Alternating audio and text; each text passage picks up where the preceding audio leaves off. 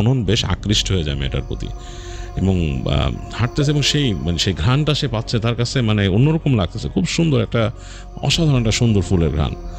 তো একটা জায়গা পর্যন্ত এসে হেঁটে দুইজনে, তো মেয়েটা বাঁ দিকে চলে যাবে, অনন সোজা যাবে। তো মেয়েটা বলে যে হ্যাঁ, এখানেই কিন্তু আমাদের পথ আলাদা হচ্ছে, আপনি চলে যান, আমি আমার মতো যাই। তো অনন বলে আচ্ছা ঠিক আছে, আপনার সাথে কি আর দেখা হবে না? তো মেয়েটা বলে যে হ্যাঁ, আমি তো এখানে আসলে পাবেন, রাতেই আসি আমি সাধারণত, কারণ দিনে তো আমাকে আসতে দিবে না। সে চলে গেছে। কলেজে বা হাই স্কুলে থাকতে যেরকম লাগতো সেরকম। তো সে যেতে যেতে কিন্তু বাঁকা চোখে তাকায় যে মেয়েটা যে যাচ্ছে ওদিকে হেঁটে, সেটা সে দেখতেছে। দেখতে দেখতে সে আবার নিজের রাস্তায় দেখে, কেন অন্ধকার, চাঁদের আলোতে কতটুকু আর দেখা যায়। হেঁটে হেঁটে সে ফিরে আসে। খুব আশ্চর্যজনক ব্যাপার, অননের আশেপাশে কিন্তু সেই ঘ্রাণটা, সেই যে ফুলের ঘ্রাণটা ছেয়ে আছে। মনে হচ্ছে যে অননকে কেউ পারফিউম স্প্রে করছে গায়ে, এরকম। অনন একটু অবাক হয় এটাতে, যে কিভাবে সম্ভব, এই ঘ্রাণটা। তো সে বুঝতে পারতেছে এই ঘ্রাণটা মেয়েটার থেকে আসতেছে, সে নিশ্চয়ই পারফিউমটা দিয়েছে। সে পারফিউমের নামটা কিভাবে খুঁজবে? এই ঘ্রাণ তো সে ডিটেক্ট করতে পারতেছে না। সে প্রি মাচ শিওর যে মেয়েটা গতকালকেও আসছিল এখানে, সেই জন্য ঘ্রাণটা পাইছে, এখনও পাচ্ছে, এবং সম্ভবত ঘ্রাণটা তার নাকে লেগে আছে দেখি সে পাচ্ছে। বাসায় এসেও সে ঘ্রাণটা পেতে থাকে এবং একসময় সে ঘুমায় যায়। সকালবেলা উঠে একটু লেট করে উঠে সে অফিসে এসে খুব উৎফুল্ল কাজ করতেছে এসে।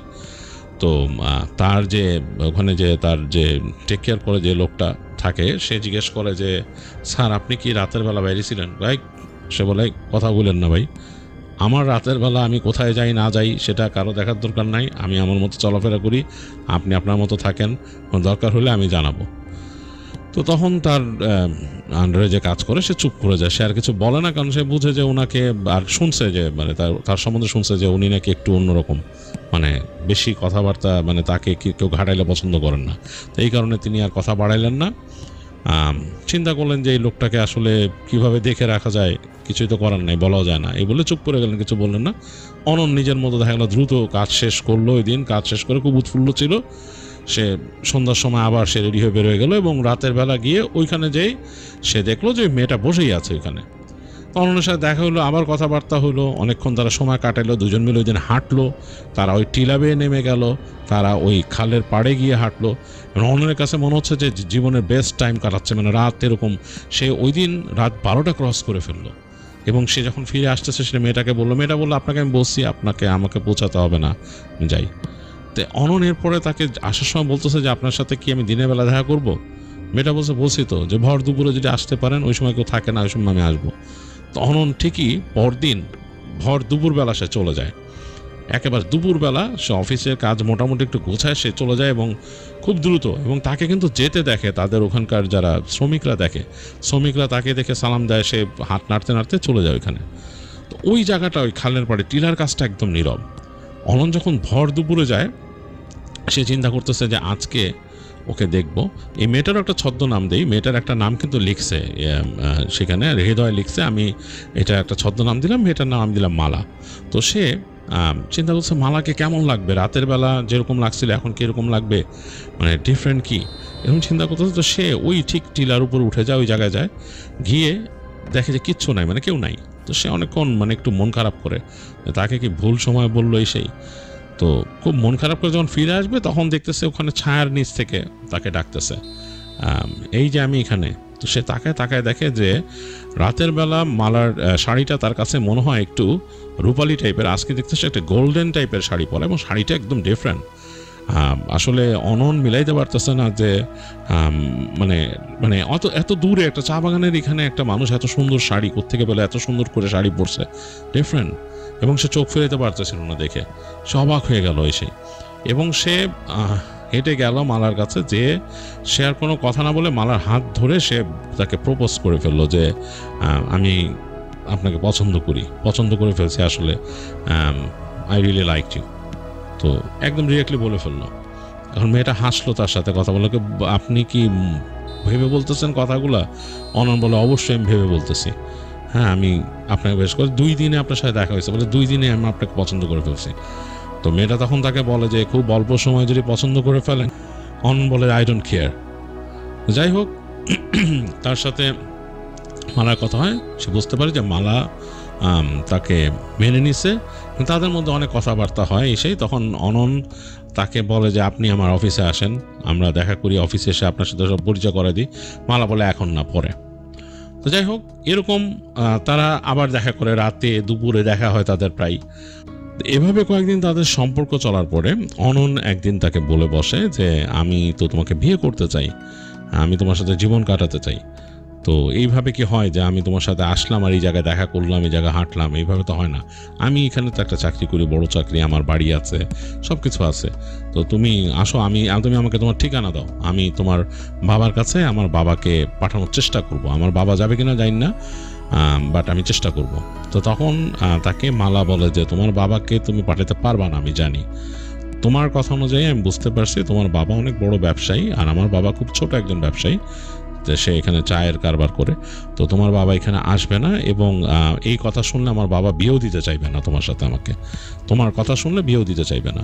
তো এটাতে সমস্যা হবে, আমাদের দেখাটাও বন্ধ হয়ে যাবে। তো অনন বলছে তাহলে এখন কি উপায়, আমি তোমাকে বিয়ে করবই।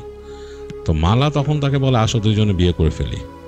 তো এইটাতে একটু থতমত খেয়ে যায় অনন, বলে যে কিভাবে কি? বলে যে হ্যাঁ, তুমি চাইলে আমি তোমাকে চলে আসতে পারি এবং আমরা বিয়ে করব। তো অনন তখন মোটামুটি সে এতটাই দুর্বল ছিল মালার প্রতি, অনন রাজি হয়ে যায় এবং সে ইমিডিয়েট ছুটি নিয়ে মালাকে নিয়ে সে চলে আসে শহরে। শহরে এসে তার বাবা মার কাছে এনে বলে যে আমি ওকে বিয়ে করব, আমার সাথে ওর পরিচয় হয়েছে এবং আমি ওকে পছন্দ করি। তো অননের বাবা মা তার সাথে বেশ ফ্রি ছিল, তারা বেশ কিছুক্ষণ কথা বলে মালার সাথে, তাদেরও পছন্দ হয়, কিন্তু তাদের কথা হচ্ছে যে মালার বাবা মার সাথে কথা না বলে কিভাবে কি হবে। তো মালা তখন বলে যে আমার মা নাই, আমার বাবা আছে, কিন্তু আমার বাবা আমার প্রতি খুব একটা কেয়ার করে না, কিন্তু সে আবার আমাকে কন্ট্রোলে রাখতে চায়। এরকম শুনলে হয়তো আমি বিয়ে করলে সে আমাকে আর দেখতে চাইবে না কখনো, কিন্তু আমি অননকে পছন্দ করি। যাই হোক, অননের মা বেশ কথাবার্তা বলে তাদেরকে বলা যে ঠিক আছে, যদি এরকম হয় কাকে আমি তোমার গার্ডিয়ান বানাবো। তখন মালা চুপ করে থাকে। তো ওই সময় অনন তার এক মামা ছিল, তো মামাকে বলে কনভিন্স করে, এবং তারপর যাই হোক তাদের বিয়ে হয়। তারা শহরে তাদের বিয়ের সময়টা কাটায়, এবং বিয়ে শাদী করার কয়েকদিন পরে অনন ফিরে আসে। আবার সে চাকরিতে ছুটি নিয়ে গেছিল। সে যখন ফিরে আসে তার চা বাগান এলাকায়, সে মনে করে যে এখানে কোনো সমস্যা হয়েছে নাকি, তার এখানে এসে আবার মালার বাবা সমস্যা করছে নাকি। মালা তাকে বারবার বলছে যে কোনো সমস্যা হবে না, আমার বাবা যদি জানে যে আমি এরকম বিয়ে করছি এবং আমি তাকে জানানোর ব্যবস্থা করে দিব, সে জানলে হয়তো আমার প্রতি খুব রাগ করবে, আমার সাথে কথা বলবে না, বাট একসময় ঠিক হয়ে যাবে, এটা কোনো ব্যাপার না। তো অননের কাছে ব্যাপারটা একটু মানে অন্যরকম লাগলেও ভয়ও পাচ্ছিল সে, যে পরবর্তীতে তার কোনো সমস্যা না, মানে বদনাম না হয় এখানে। তো এগুলো চিন্তা করতে করতে তারপরও সে চলে আসে, আবার জয়েন করে তার কাজে, দেখে যে না কোনো সমস্যা নাই, তার বউ নিয়ে আসছে। তবে মালা তাকে বলে দেয় যে তুমি কিন্তু এখানে কাউকে বলবা না যে তুমি আমার সাথে কিভাবে পরিচয় হয়েছে, কি তুমি বলবা যে তোমার আমার সাথে শহরেই তোমার দেখা সাক্ষাৎ বিয়ে, এরকম এখানকার লোকজনকে কিচ্ছু বলো না। তখন চিন্তা করে যে ওকে চিনে ফেলবে নাকি, পরে দেখে যে না, মানে তার ওয়াইফকে দেখে কেউ কিছু বলে নাই, তারা মনে করছে আসলেই মনে হয় স্যার শহরে যে বিয়ে করে আসছে। তো যাই হোক, তারা ওখানে থাকে এবং তাদের জীবন চলতে থাকে, সুখের সংসার। হাজব্যান্ড ওয়াইফ দুইজনে ওখানে মানে তার ওয়াইফ বাসায় থাকে, সন্ধ্যার পর দুইজনে বের হয়, হাঁটাচলা করে। তার ওখানে যারা কেয়ারটেকার আছে তারাও তার ওয়াইফকে সম্মান করে। তো অন্যের কাছে একটু অবাক লাগে যে মালা যদি এইখানকার কাছাকাছির মেয়ে হয়ে থাকে, তাকে এখানকার কোনো শ্রমিক বা কেউই চিনে না, বা কেউই তাকে সেইভাবে কোনো অ্যাড্রেস করে না, বা চিনে এরকম বলে না, বা কানা ঘুষা এরকম সে কোনোদিন শুনে নাই। এমনকি তার সবচেয়ে বেশি তাকে যে বদার করতো তার কেয়ারটেকার, সেও কিছু বলে নাই। এটা একটু অননের কাছে অবাক লাগে। তো যাই হোক, খুব শান্তিতেই চলতেছিল তাদের জীবন। তবে সে একটা অবাক কাণ্ড দেখতো যে মাঝে মাঝে তার ওয়াইফ গান গাইতো, এবং সেই গানের সুর অন্যরকম পুরাই, মানে এবং অনেক সময় সে গানের কথাও বুঝতো না, গুনগুন গান গাচ্ছে একা একা বসে। তো এইটা অননের কাছে একটু ডিফারেন্ট লাগতো। সে বলতো এই গান কোত্থেকে শিখছো? তো সে বলে আমার মা গাইতো এই গান। তো এটা শুনে অনন বলে যে তোমার আম্মা কি ডিফারেন্ট ল্যাঙ্গুয়েজে গান গাইতো? যাক, আমি তো কিছু বুঝি না।